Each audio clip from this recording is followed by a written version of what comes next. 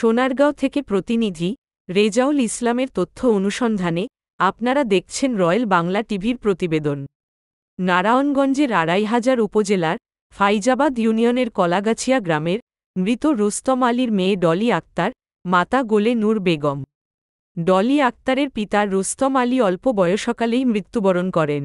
মাতা গোলে নূর বেগম অনেক কষ্ট করে ডলি আক্তারকে লালন পালন করে প্রাপ্তবয়স্কে বিয়ে দেন সোনারগাঁও উপজেলার জামপুর ইউনিয়নের হলদাবাড়ির গ্রামের আব্দুল মতিন মিয়ার ছেলে মোহাম্মদ ফারুক মিয়ার নিকট। তার মাতার নাম খাদিজা বেগম।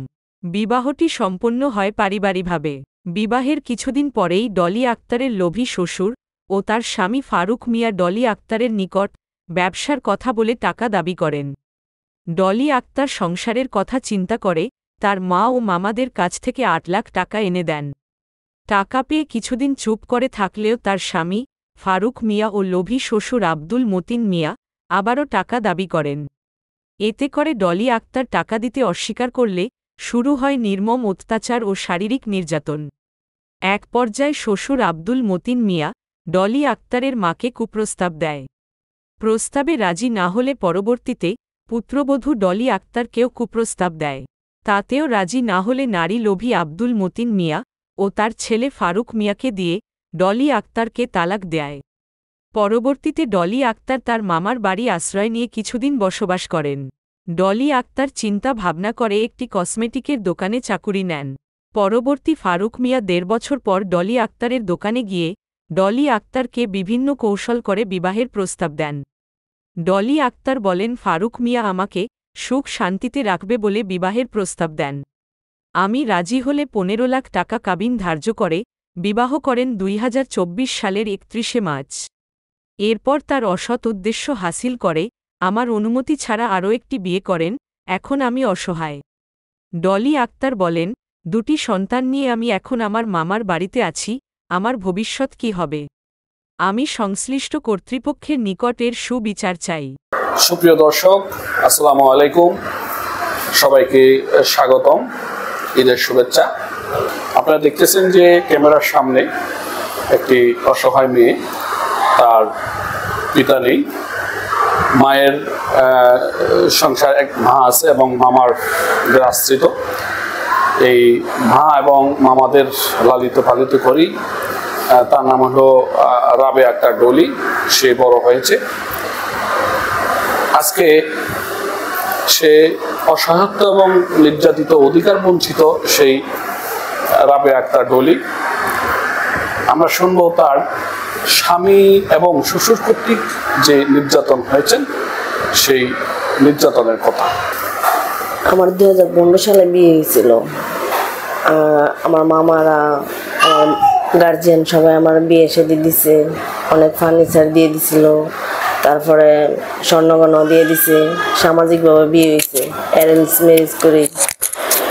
তারপরে যাই জামাই বিদেশ আইছে, সবাই সুখে শান্তিতেই আনন্দ খুশি করে বিয়ে শাদী দিছে। আমার শ্বশুরও নিছে, কিন্তু যখন জামাই বিদেশ তাই পড়ছে, শ্বশুর কোনো কিছুই দেয় না জামাইরে। বিদেশের টাকা পয়সা সব শ্বশুরের কাছে পাঠাইছে, কিন্তু নন্দে একটা বাড়িতে থাকে, দোনো নন্দে বিয়েছে। হেরা জামাই বিদেশ থাকে, বাইতে থাকে। বাইর থেকে দুজনে আমার অনেক চাপ সৃষ্টি করে। মানে খাওয়া দাওয়াতে দইরা, আমার পোশাক পরিচিতিতে দইরা, একবারে নিজে স্বাধীনভাবে একটা খাইতে পারি না। যেমনের শ্বশুরে হেমনের শাশুড়ি, হেমনের নন্দেরাও জামাইরে কোনো কিছু কইলে আমি কি করবো, হেরা তোমার লাগে মন করে সহ্য করে থাও।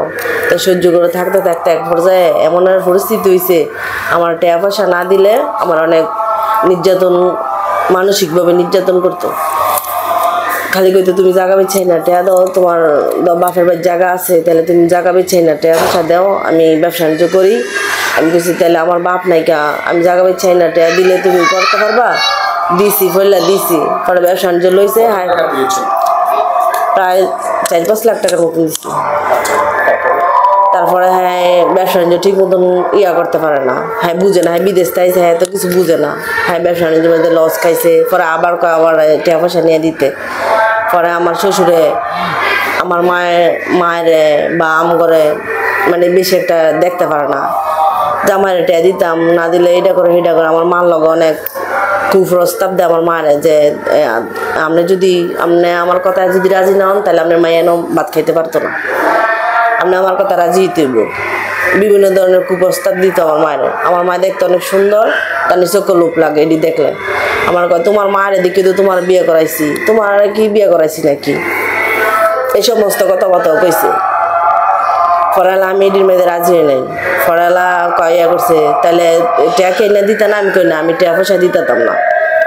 আমি আমার 2টা বাচ্চা হয়েছে, আমি অনেক কে টিয়া পয়সা দেবো, আমি আপনার এত সম্পদ আছে, আপনি একটু বেচা টেচা আপনার ফোলার একটা বাবিত করে দেন, আপনার একটা ফোলা মরে আছে হাফেজা ছিল, আর একটা ফোলার একটা বাবিত করে দেন না, তানি এটি করতো না, তানি আমার উপরে খালি চাপ সৃষ্টি করতো। কোনো একটা কিছু হইলে সব বিষয়ে আমারে খালি চাপ সৃষ্টি করতো, মারতো, রাত্রে রাত্রে কথা মারতো। 2015 সালে আচ্ছা, তারপরে কি হলো? মাঝখানে কি আমরা চাকরি খোঁজের কথা শুনলাম, মাঝখানে হ্যাঁ ডিভোর্স দিয়ে দিছে হ্যাঁ বাপ মার কথায়। হ্যাঁ অনেক মারছো আমারে, আমি অনেক অসুস্থ আছিলাম, আমি হসপিটাল ভর্তিও ছিলাম, বারাকা হসপিটাল ভর্তিও ছিলাম অনেক দিন লাগে, অসুস্থ ছিলাম। পরে এই বাচ্চার হ্যাঁ হার্টের ছিদ্র আছে, হ্যাঁ হার্টের সমস্যা আছে, হ্যাঁ হসপিটাল ভর্তি রাখছিলাম। পরে এই যে হ্যাঁ নিউমোনিয়া হয়েছিল, হ্যাঁ 8 দিন ভর্তি রাখছিলাম। আমি অনেক কষ্টে কাজ করছি। পরে কী করবো, কোনো কিছু কুল না পাইয়া নোয়াপুর যে কসমেটিকের দোকানে যায় কাজ করি। এখন হ্যাঁ আমার বিভিন্নভাবে জ্বালা যন্ত্রণা করে। হ্যাঁ হ্যাঁ আগে সরে শুনছি বিয়েও করছে, যেই ছেলের লগে হ্যাঁ সম্পর্ক ছিল ওই মেয়ের বিয়ে করছে। কুপ্রস্তাবে রাজি না হতো আমারও এক পর্যায়ে অনেক বিভিন্নভাবে মানসিকভাবেও মানে কুপ্রস্তাব দিত। হ্যাঁ ছেলে যখন কাজে যাইতো গা তখন আমারও বিভিন্নভাবে কুপ্রস্তাবে রাজি না হয়, আমি যৌতুকের টাকা দিতাম, নাইলে আমি কুপ্রস্তাবে রাজি হইতাম। এক পর্যায়ে আমার বাড়ি থেকে বাইর করে বাধ্য করে। তারপরে আবার হ্যাঁ ছেলে আমার ডিভোর্স দিয়ে দেয়, হ্যাঁ ছেলে পিছে পিছে আমি যেন কাজে যাই না, পিছে পিছে যায়, আমার পিছে পিছে যায় আবার বিভিন্ন লোক টোক দইরা। পরে আমি আমার মামা ভাই আশ্রয় যে থাই এন আইসা একলগে কয় যে আমি হেরে ইয়া করবো বিয়া করবো, এটা সেটা কই আবার এমনের 14-15 লাখ টাকা দেয়। আমি কই তাহলে মামারা কয় তাহলে একটা হের পিছু গুঁড়ো কেলে তাহলে তুমি আর 2টা ফলা মানুষ সরকার সাইড দিচ্ছে, মানে বাপ মার কথা বলে সাইড দিচ্ছে। আপনি যখন চলে আসছেন ডিভোর্সের পরে বিদায় করে দিয়েছে, তখন এই বাচ্চাদের কি খোঁজ খবর নিছিল? না বাচ্চাগুলো খোঁজ খবর নেয় না, প্লাস বাচ্চা অনেক অসুস্থ ছিল, এগুলো কোনো টাকা পয়সা দূরে থাকে খোঁজ খবর নেয় না, এগুলো কোনো যোগাযোগই করে না, এগুলো কোনো কিছু দেয়ও না। পরবর্তীতে আমার তার সাথে বিয়ে কিভাবে হলো? হ্যাঁ এই যে আমি যেখানে কাজ করি এখানে আমার পিছে পিছে যায়, ফোন টোন দেয়। ফরালা আমার কইতেছে যে আমি তার বাপ মার আগে সরে ইয়া করবো, এটা এটা আমি গেলে তাহলে তুমি আয়ো। ফরালা আইসে এমনি যোগাযোগ করছে মোবাইলে। পরে বাচ্চাটার দিকে মায়া দয়া লাগছে, আমার দিকে মায়া দয়া লাগছে। পরে আবার 20 কত টাকা কামাই দিয়েছিল? 14 লাখ টাকা। এই দ্বিতীয় বিয়ের পরে এরপরে আবার হ্যার ভাই আমার আবার হ্যার বাবা হ্যার জায়গা দিত না, যৌতুকের টাকা নিতাম না, হ্যাঁ আমার জায়গা দিত না, আমার মারধর করবো। আবার হ্যাঁ বিয়ে শাদি করাইলেছে, আগে সরে একটা বিয়েও করছে, হ্যাঁ বাবা হ্যাঁ বিয়েও করাইছে। ওই বিয়েতে কি ওই আপনার অনুমতি নিয়েছে? না না আমার জানাই নাই। এখন আপনি কি চান? এখন আমি আইন প্রশাসনের কাছে চাই যে আমার এই বাচ্চাগুলো লইয়া যাতে একবারে সুস্থ বিচার চাই, যে আমার এমনের হ্যাঁ আমার যে এমন একটা 2জন বাচ্চা সহকারে 8 বছর লাগে খাটে আমার জীবন শেষ করে দিয়েছে। এখন আমি অনেক খুব অসহায় আছি, আমি মাননীয় প্রধানমন্ত্রীর কাছে আমি এই বিচার চাই। আমি খুব অসহায় আছি আমার বাচ্চাগুলো লইয়া, যাতে কোনো নারী করে এমনের কষ্ট করতে না হয়, যাতে এমনের বিচার করে। মার্চের 31 তারিখে। শুনলেন একজন অসহায় নারী তার জীবন গল্প, তার স্বামী কর্তৃক এবং শ্বশুর কর্তৃক যে নির্যাতন হয়েছেন। 2015 সালে পারিবারিকভাবে তার স্বামীর সাথে বিয়ে হয়, সেখানে লোভী শ্বশুর এবং স্বামী তার কাছ থেকে যৌতুক দাবি করেন। বিভিন্ন সময়ে বিভিন্ন পর্যায়ে চাপ সৃষ্টি করে টাকা নিয়েছেন, তারপরও ক্ষান্ত হয়নি সেই লোভী শ্বশুর এবং স্বামী। এক পর্যায়ে আরও টাকা চান, টাকা দিতে ব্যর্থ হলে তাকে ডিভোর্স করেন। ডিভোর্স করার পর তার মামার বাড়িতে আশ্রয় নেন এবং একটি কসমেটিক্স দোকানে চাকরি নেন।